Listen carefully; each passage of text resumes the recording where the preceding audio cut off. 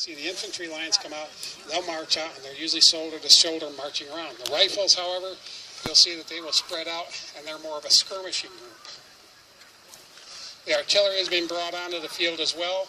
You can tell the difference of the artillery and infantry of the time, and both the British and the American were pretty much similar in their uniforms. If you look at a gentleman in uniform that is here today, it's a blue coat with red turnbacks and cuffs and gold trim on the facings of it, that would designate them as artillery. If you see that same uniform and it has white lacing and white or pewter buttons on the face of it, those would be the infantry. So officers could easily look up and down the lines and determine what units are out there. Obviously the artillery generally had cannons, but sometimes they fought along with the infantry as well, and many times the infantry and militia were brought in to help serve on the guns that we had here at Fort Meggs.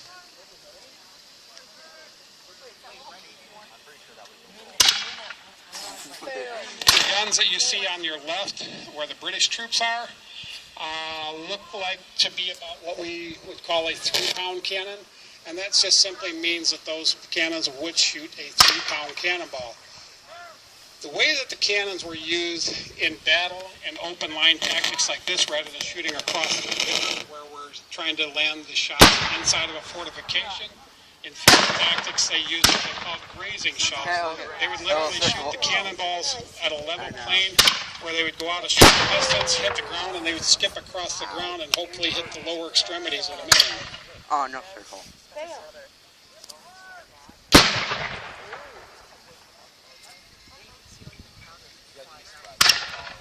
Oh, another circle. The difference between the riflemen and the regular infantry that you would see out here today was the type of weapon that they were firing. Most of the military at the time received what are referred to as muskets. They were known by the smoothness of the bore on the internal part of the barrel. There is no grooving or spiraling cuts into the barrel. I'm going to start a tree. And if you think about that, the musket ball is rather down the barrel, and it's a smooth barrel. There's no spin on the ball. As it exits the barrel, it's going to bounce off either the top of the barrel, the bottom of the barrel. The accuracy of those was about 50 to 75 yards. You could probably hit a man-sized target about 8 out of 10 times. Once you go out to about 100 yards and beyond, musketry was probably only reliable. You probably miss 8 out of 10 times. The rifles themselves had grooves on the internal part of the barrel. Those grooves put a spin on the ball as it exited the barrel and fit much tighter. And by putting that groove in there and spinning the ball, it made them accurate to a much greater distance. The accuracy of a rifle was about 300 yards or a little bit more. So as you can see with a musket, you're only 50 yards. With the rifles, you're at 300 yards and more as far as accuracy. A great deal of difference. However, that does not always translate into a better weapon. It took almost a minute for each man to reload his rifle and fire it, where a good trained infantry line with muskets could load and fire them anywhere from 3 to 4 times a minute.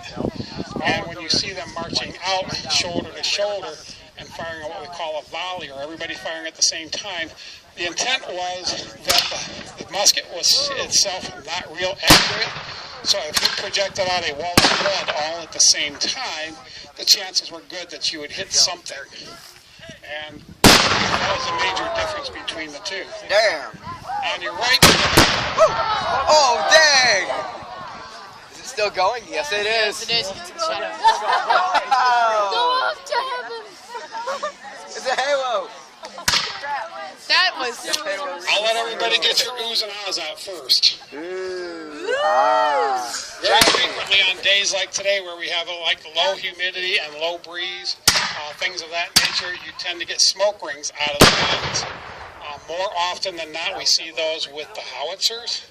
And sometimes, if you listen carefully, you'll hear a strange sound. It almost sounds like there is something going through the air.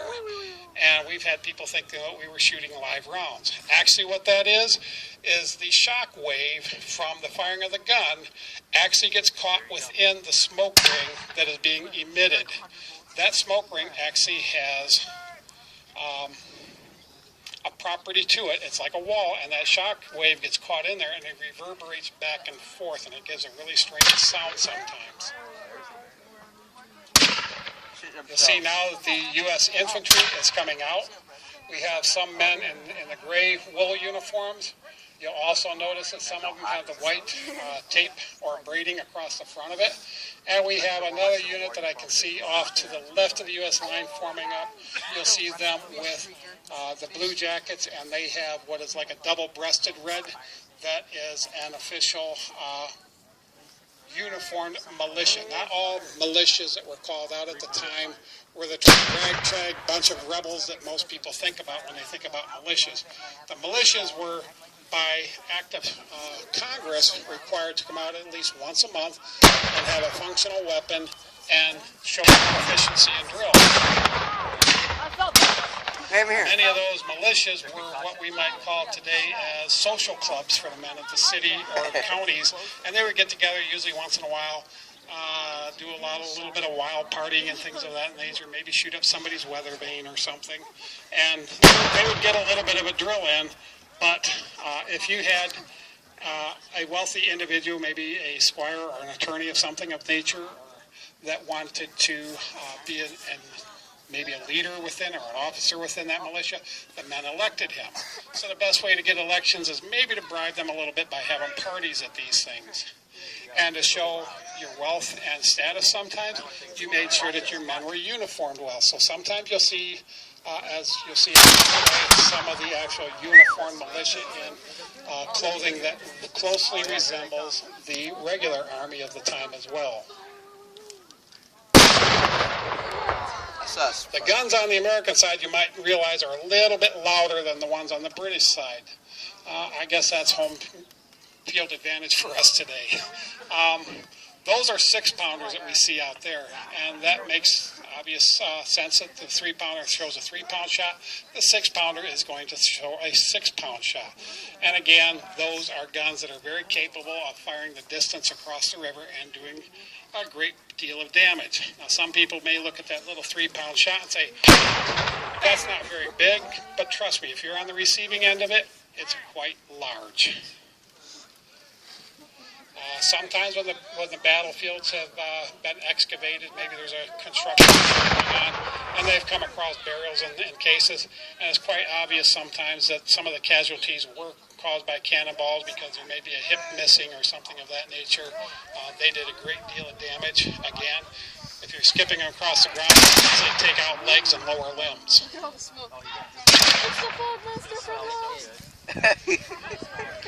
If you can imagine now the small units that we have here, maybe consisting of several hundred men, and you see a little bit of black powder smoke that is being emitted from the guns here, you can quickly imagine what was known as the fog of war that was at that time. You've got a lot of cannons and muskets and rifles going off all at the same time all over the battlefield. It starts to get kind of cloudy on the battlefield. And I've been to some events where literally, when you stood outside, you were looking at a cloud, and you could see flashes inside the cloud that you could not see the bodies whatsoever. They're firing the big cannon. So that was something that the officers had to contend with, is that they didn't see their men. How do you maneuver that? One of the things we had was what we called our field music, which were the musicians of the time. They consisted of men who were trained in the art of music. More often than not, they played drums and fifes. The drum and fife corps you see today are pretty much an offshoot of what was at that time. The men practiced certain calls on the drums and the fifes that could be heard over the sounds of the battle. Those officers would go to their musicians. They would order certain maneuvers that they wanted their men to perform. The drum and fifes would play a particular piece of music, and the men out on the field knew how to react to that. As they get a little closer and you start, and the black smoke starts, the powder starts wafting your way, you will probably know the smell of that, and it's kind of a sulfury smell. Anybody that's lived in this area for any kind of length of time, if you've ever drank the old well water, most of it around this area is sulfur water. It's a very familiar smell. For those of you not familiar with it, black powder was a composition made up of sulfur, potassium nitrate, and charcoal. Smoke ring. And so it's the sulfur and the black powder that when they fire out there that you'll be able to easily recognize from the smell. This is the smell of our rights. You can see that the British have brought out some of their light infantry as well. Again, you can tell by the open line tactics that they're more of the Smell of freedom. I don't want to say sniper because that really wasn't a term at the time, but they were infantry that was trained in open field tactics where they would spread out, and it made them a little bit more difficult target for the enemy to hit at. If I look way down at the far end of the left of the battlefield, I can see a hint of red standing way down in the ravine over there. Those would be the British redcoats, and I think we'll probably be entering the battle shortly.